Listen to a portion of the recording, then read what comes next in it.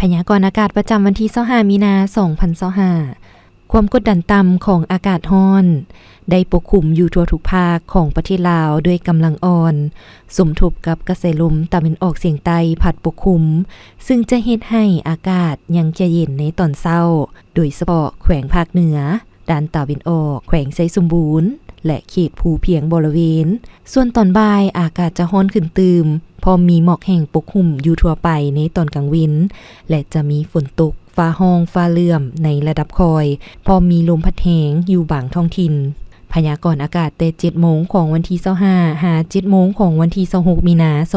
2025ภาคเหนือด้านตะวันออกอากาศยังจะเย็นและจะมีฝนตกฟ้าห้องฟ้าเหลื่อมในระดับคอยพอมีลมพัดแห้งอยู่บางท้องถิ่นหรือเนื้อที่ปกคลุมของฝนเท่ากับ25ส่วนห้อยของภาคอุณหภูมิระหว่าง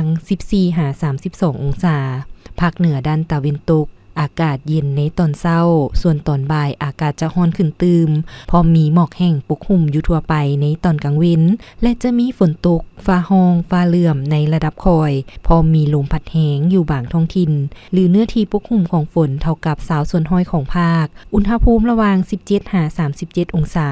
นครหลวงวิงจันทร์อากาศร้อนพอมีหมอกแห้งปกคลุมอยู่ทั่วไปในตอนกลางวันและจะมีฝนตกฟ้าห้องฟ้าเหลื่อมในระดับคอยพอมีลมพัดแห้งเป็นบางโอกาสหรือหน้าที่ปกคลุมของฝนเท่ากับ10ส่วนห้อยของภาคอุณหภูมิระหว่าง 22-34 องศาภาคกลางอากาศร้อนพอมีหมอกแห้งปกคลุมอยู่ทั่วไปในตอนกลางวันและจะมีฝนตกฟ้าห้องฟ้าเหลื่อมในระดับคอยพอมีลมพัดแห้งอยู่บางท้องถิ่นหรือเนื้อที่ปกคลุมของฝนเท่ากับ15ส่วนห้อยของภาคอุณหภูมิระหว่าง